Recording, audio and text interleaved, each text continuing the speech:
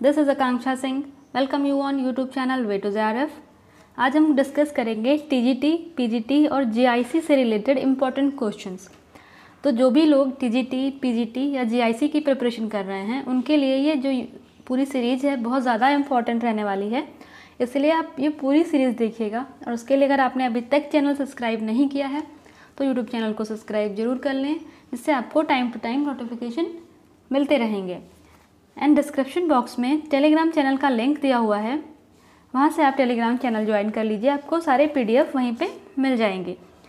And video को अगर आपको अच्छी लगे तो वीडियो को लाइक एंड शेयर ज़रूर करिएगा। आपके साथ जितने भी लोग TGT, PGT या GIC की प्रिपरेशन कर रहे हैं सबके साथ आप वीडियो को शेयर करिए। एंड नाउ स्टार्ट करते हैं वीडियो। तो सबसे पहला जो क्वेश्चन है वो each gram of carbohydrate gives calorie.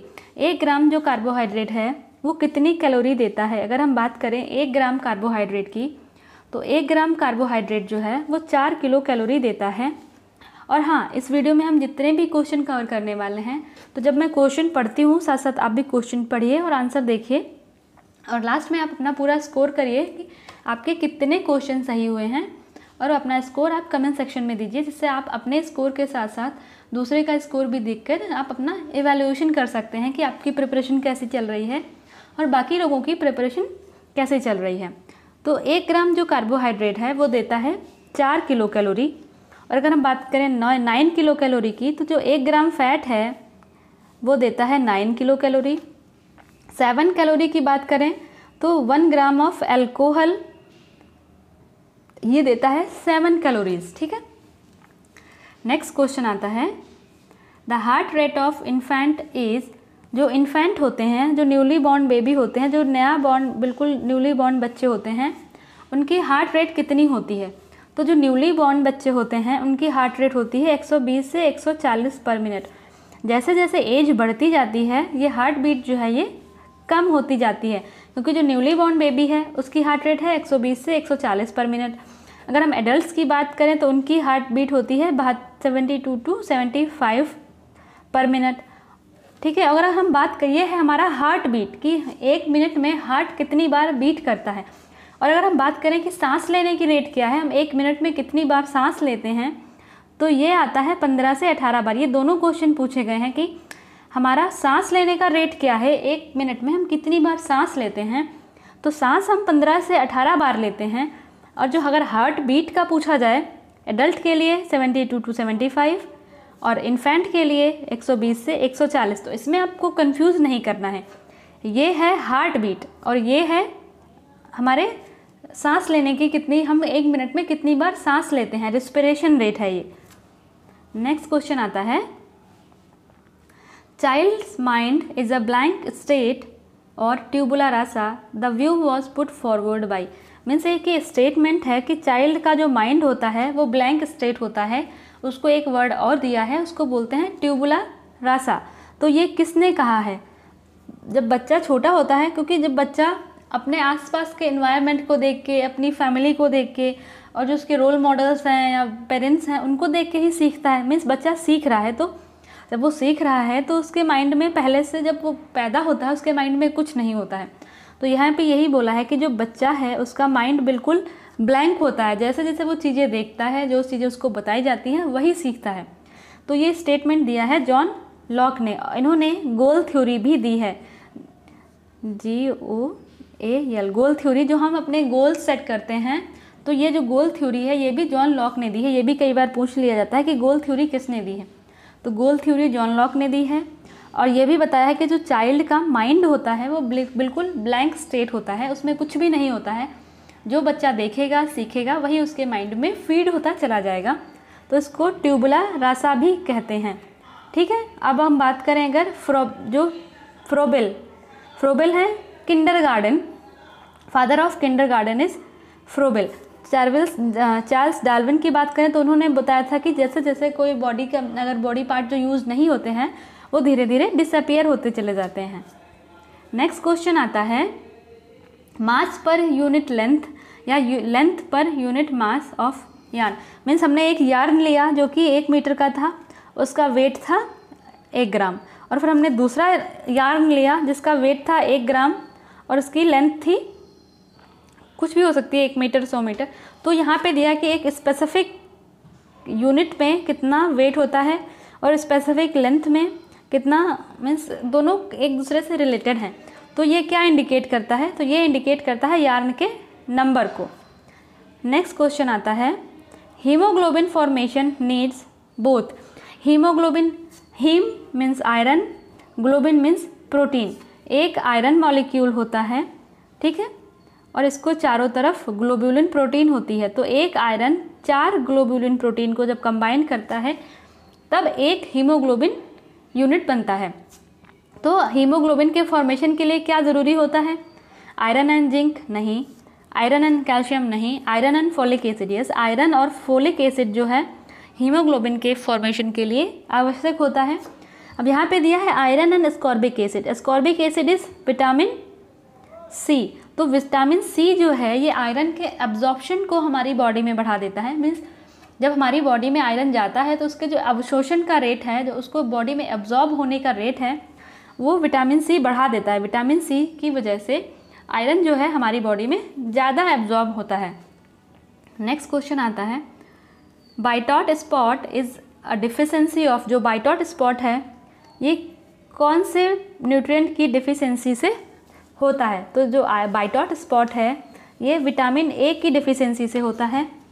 तो आपको बताना ये है कि आयोडीन की डिफिशेंसी से, जो आयोडीन है, आयोडीन की डिफिशेंसी से कौन सी डिजीज़ेस होती हैं? कैल्शियम, जहाँ पे ऑस्ट्रोमलेशिया, रिकेट्स, विटामिन डी का एब्जॉर्प्शन कम होता है, ये है सब कैल्शियम की डिफिशेंसी। और आयोडीन की डिफिशेंसी डिजीज़ेस क्या हैं ये आपको कमेंट सेक्शन में बताना है। और जो बाइटॉट स्पॉट हो गया, केरोटोमलेशिया हो गया, नाइट ब्लाइंडनेस हो गया, ये सब विटामिन ए की डेफिशिएंसी की वजह से होता है। हम नेक्स्ट क्वेश्चन की बात करें तो one of the tool of evaluation and extension education is. Extension education में एक इवैल्यूएशन मेथड क्या है? जब हम बात करते हैं इवैल्यूएशन की तो सिंपल सी सब बात लिख देते हैं कि इवैल्यूएशन जो लास्ट स्टेप है वही होगा, तो नहीं। इवैल्यूएशन हम जब करते हैं क्या, जब हमने कोई प्रोग्राम चला रहे हैं या कुछ काम कर रहे हैं तो वहाँ पे हमारे पास डेटा पूरा रिकॉर्ड रहता है, ठीक है। उस डेटा को देख के ही तो हम इवैल्यूएशन करते हैं। तो सिंपल सी बात है, जब हमारे पास रिकॉर्ड्स होंगे तभी तो हम इवैल्यूएशन करेंगे। अब आती है रिसर्च स्टडी, मीन्स हम अपने नॉलेज या इन्फॉर्मेशन को कलेक्ट करने के लिए हम रिसर्च की स्टडी करते हैं। क्रेडिबिलिटी मीन्स जो हम मैसेज ट्रांसफ़र कर रहे हैं लोगों को या जिनको हम मैसेज दे रहे हैं वो कितना क्रेडिबल है, कितना विश्वसनीय है। उसके बाद आता है कम्युनिकेशन चैनल, मीन्स कौन से चैनल के थ्रू हम मैसेज को ट्रांसफ़र कर रहे हैं। तो ये सब तो इवैल्यूएशन नहीं करते हैं। तो रिकॉर्ड्स जो हैं ये इवैल्यूएशन मेथड के लिए यूज़ किए जाते हैं। तो आंसर क्या हो गया? Answer number D. तो अगर वीडियो आपको अच्छा लगे तो लाइक एंड शेयर ज़रूर करिएगा। और ये सारे क्वेश्चन टीजीटी, पीजीटी, जीआईसी इन सब एग्ज़ाम के लिए बहुत ज़्यादा इम्पॉर्टेंट हैं। तो आप अगर पूरी सीरीज़ के नोटिफिकेशन के लिए आप चैनल को सब्सक्राइब जरूर कर लीजिएगा। One of the best vital indicator is. एक बेस्ट वाइटल इंडिकेटर क्या है? मीन्स जहाँ से एक इंडिकेटर मीन्स हमको कोई अगर हम न्यूट्रिशन की बात करें तो कहाँ से एक डेफिशिएंसी स्टार्ट हो रही है, क्या कुछ डेफिशिएंसी डिजीज़ होने वाली होती है, तो उसका एक इंडिकेटर होता है कि हाँ ये सिम्टम्स बॉडी पे आ रहे हैं। तो वहाँ से हमें एक आइडिया लगने लगता है कि हाँ ये डेफिशिएंसी डिजीज़ स्टार्ट होने वाली है। तो ऐसे ही मीन्स वाइटल इंडिकेटर अगर हम बात करें तो क्या है? Crude death rate, infant mortality rate, maternal mortality rate या फिर चाइल्ड मोर्टेलिटी रेट। तो जो चाइल्ड मोर्टेलिटी रेट है मीन्स बाल मृत्यु दर, जो 5 साल से कम के बच्चे हैं, ये एक वाइटल इंडिकेटर है कि जब चाइल्ड हेल्दी नहीं होंगे तो एक हेल्दी सोसाइटी या हेल्दी नेशन का यहाँ से फॉर्मेशन नहीं होगा। तो हेल्दी नेशन और हेल्दी सोसाइटी के लिए क्या चाहिए? जो चाइल्ड है वो हेल्दी होना चाहिए। अगर चाइल्ड मोर्टेलिटी रेट है तो यहाँ से पता चल रहा है कि जो नेशन है या जो सोसाइटी है जहाँ वहाँ पे हेल्दी, अगर जब चाइल्ड नहीं है तो हेल्दी एडल्ट्स नहीं होंगे, मीन्स आगे का जो फॉर्मेशन है वो उतना अच्छा नहीं होगा। तो जो चाइल्ड मोर्टेलिटी रेट है ये बेस्ट वाइटल इंडिकेटर है। ये एक इंडिकेटर है जो हमको जो हमारे फ्यूचर में जो प्रॉब्लम आने वाली है उससे लेकर जो है अवेयर करता है। नेक्स्ट क्वेश्चन है ट्रिप्टोफैन। तो ट्रिप्टोफैन क्या है? ये अमीनो एसिड है। तो ये फैटी एसिड तो है नहीं, तो ये कट हो गए, 2 ऑप्शन बचे। अब अमीनो एसिड में भी इसेंशियल अमीनो एसिड है या नॉन एसेंशियल अमीनो एसिड है? तो ए और जी से जो शुरू होते हैं ये mainly non essential amino acid हैं, और ट्रिप्टोफैन जो है ये एसेंशियल अमीनो एसिड है। और इससे रिलेटेड एक वीडियो भी है जिसमें हमने टिक्स के बारे में डिस्कस किया है कि आपको मीन्स एसेंशियल अमीनो एसिड कैसे याद करें, और लेफ्ट जो बचे हुए हैं वो है नॉन एसेंशियल अमीनो एसिड, उनको कैसे याद करें। तो इसका लिंक आपको ऊपर आई बटन पे मिल जाएगा, तो यहाँ से आप ये वीडियो भी चेक कर सकते हैं। तो ट्रिप्टोफैन जो है ये एसेंशियल अमीनो एसिड है, और जब ट्रिप्टोफैन की डेफिशिएंसी हो जाती है तब क्या होता है, तब हो जाता है पेलेग्रा। ट्रिप्टोफैन की डेफिशिएंसी से जो डिजीज़ होती है वो होता है पेलेग्रा। नेक्स्ट क्वेश्चन आता है, last step of extension teaching learning processes. जो एक्सटेंशन की टीचिंग लर्निंग प्रोसेस है इसकी लास्ट स्टेप क्या है। तो लास्ट एक्सटेंशन की अगर हम बात करते हैं तो नॉर्मली माइंड में लास्ट स्टेप क्या आती है, इवैल्यूएशन। नहीं, यहाँ पे इवैल्यूएशन नहीं है, अब यहाँ पे बात हो रही है टीचिंग की और लर्निंग की। Means teaching means extension experts होंगे, लर्निंग मीन्स जहाँ पे भी जिनके लिए भी प्रोग्राम चलाया जा रहा है जो लर्नर्स हैं वो हो गए।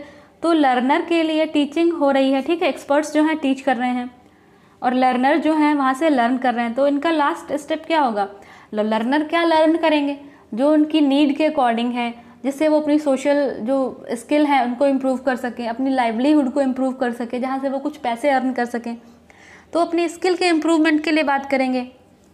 तो क्या होना चाहिए, जब तक लर्नर सेटिस्फाई नहीं होंगे, आप उनको कितना भी अच्छा मेथड या कितना भी अच्छा डेमोन्स्ट्रेशन दे दो, बट अगर वो उस डेमोन्स्ट्रेशन को लेके या उस मेथड को लेके जब तक सेटिस्फाई नहीं होंगे, 100% उसके बारे में जानेंगे नहीं, तब तक वो उन मेथड्स को अपनी लाइफ में अडॉप्ट नहीं करेंगे। तो इसलिए इसके लिए एक्सटेंशन टीचिंग लर्निंग प्रोसेस का जो लास्ट स्टेप है वो है सेटिस्फैक्शन। और जो सबसे पहला स्टेप है वो क्या है, सबसे पहले लर्नर का ध्यान आकर्षित करना। तो अटेंशन, लर्नर को आप कैसे अपनी तरफ अट्रैक्ट करते हो, उनका ध्यान कैसे आकर्षित करते हो। तो पहला स्टेप है अटेंशन और लास्ट स्टेप है सेटिस्फैक्शन। तो आंसर जो है बी ये सही है। अगर हम बात करें नेक्स्ट क्वेश्चन की, person having blood group is called universal donor. क्या होते हैं, एक तो यूनिवर्सल डोनर होते हैं, एक होते हैं यूनिवर्सल एक्सेप्टर। तो अगर हम बात करें यूनिवर्सल डोनर की, तो ये जिनका ब्लड ग्रुप ओ होता है ये यूनिवर्सल डोनर होते हैं, और जिनका ब्लड ग्रुप ए बी होता है ये यूनिवर्सल एक्सेप्टर होते हैं। तो अगर आपको कन्फ्यूज़न होती है याद करने में, तो जैसे डोनर, इसमें 2 टाइम 2 बार ओ दिया हुआ है, मीन्स ओ यहाँ पे ज़्यादा है, और यहाँ पे जो डोनर वाले होते हैं वो ओ ब्लड ग्रुप में आता है। तो यहाँ से आप कोरिलेट कर सकते हो कि डोनर की स्पेलिंग में ओ 2 बार आया है, तो ओ ब्लड ग्रुप वाले जो होते हैं वो यूनिवर्सल डोनर हैं। बचा क्या, ए बी ब्लड ग्रुप, तो ए बी वाले सिंपल सी बात है यूनिवर्सल एक्सेप्टर हो जाएंगे। नेक्स्ट क्वेश्चन की बात करें तो नेक्स्ट क्वेश्चन आता है, child weight become time of birth and the time child is 1 year. तो यहाँ पे आपको दोनों चीज़ पता होनी चाहिए कि जो चाइल्ड का बर्थ वेट है, बर्थ के टाइम उसका वेट कितना होता है, तो वो होता है 2.5 किलोग्राम। अब बात कर रहे हैं कि 1 साल में उसका वेट कितना हो जाएगा। जो बर्थ पे उसका टाइम जो वेट था वो था 2.5 किलोग्राम। ये जो 3 गुना हो जाता है जब बच्चा 1 साल की एज कंप्लीट करता है। जब बच्चा 1 साल की एज कंप्लीट करता है तो वहाँ पे उसका जो वेट है वो 3 गुना हो जाता है। बर्थ वेट जब पैदा हुआ था उस वज़न के अकॉर्डिंग 3 गुना वज़न हो जाता है जब बच्चा 1 साल की उम्र कंप्लीट करता है तब। और अगर हम बात करें डबल कब होता है, तो डबल हो जाता है 6 महीने की उम्र पे। जब बच्चा 6 महीने का होता है तब उसका वेट वहाँ पे डबल हो जाता है। नेक्स्ट क्वेश्चन आता है, recommended dietary allowances of energy for an adult sedentary women. अगर हम एडल्ट सेडेंटरी वुमेन की बात करें तो उसकी जो एनर्जी रिक्वायरमेंट है वो कितनी है। तो एडल्ट सेडेंटरी वुमेन की जो एनर्जी रिक्वायरमेंट है वो 1875 किलो कैलोरी है। कहीं कहीं पे इसको राउंड फिगर में 1900 कैलोरी भी लिख देते हैं, तो ये भी सही है। अगर 1875 नहीं दिया है तो 1900 कैलोरी भी करेक्ट आंसर है। नेक्स्ट क्वेश्चन आता है, if you are short and stout and want to appear tall and slender you may wear. अगर कोई पर्सन है जिसकी हाइट कम है और थोड़ा सा हैवी है, मीन्स ओवरवेट है, तो वो कैसे ड्रेस पहने कि जिससे वो उसकी हाइट जो है वो ज़्यादा लगे। तो हाइट ज़्यादा कैसे लगती है, जब वर्टिकल लाइन वाले कपड़े पहनो, या फिर कुछ ऐसी चीज़ें जो वर्टिकल फॉर्म में हो। तो फुल ड्रेस, जो फुल लेंथ की ड्रेस होगी वो पूरी वर्टिकल ऊपर से नीचे तक पूरी फुल लेंथ की ड्रेस होगी, और साथ में प्रिंसेस लाइन, जो प्रिंस लाइन है वहाँ पे कट होगी। तो इस टाइप की जो ड्रेस है वो हाइट को ऐसा लगता है जिसमें हाइट ज़्यादा हो। तो फुल लेंथ की ड्रेस और उनमें प्रिंसेस लाइन पे कट होना, ये होती हैं जहाँ ऐसे ड्रेसेस जिनसे हाइट जो है ज़्यादा अपीयर होती है, लगता है कि हाइट जो है ज़्यादा है। अगर हम नेक्स्ट क्वेश्चन की बात करें तो वो है psychosexual theory of personality was formulated by. जो साइकोसेक्सुअल थ्योरी है ये किसने दिया था? तो इसको दिया था सिगमंड फ्रूड ने। Psychosexual theory given by Sigmund Freud. अब हम बात करें साइकोसोशियल थ्योरी तो वो दी थी एरिक एरिक्सन ने, जिसमें 8 स्टेजेस थी साइकोसेक्सुअल थ्योरी। ठीक है, एंड आपको बताना है कि आयोडीन की डिफिशियंसी से होने वाली डिजीजेस क्या क्या हैं, वो आपको कमेंट सेक्शन में बताना है। एंड आपके कितने क्वेश्चन सही थे वो आंसर भी आपको कमेंट सेक्शन में देना है। एंड वीडियो अगर आपको अच्छा लगा हो तो लाइक एंड शेयर ज़रूर करिएगा, और अभी तक आपने चैनल सब्सक्राइब नहीं किया है तो चैनल को भी सब्सक्राइब ज़रूर कर लीजिएगा। मिलते हैं नेक्स्ट वीडियो में, तब तक के लिए wish you all the very best, good luck, bye bye.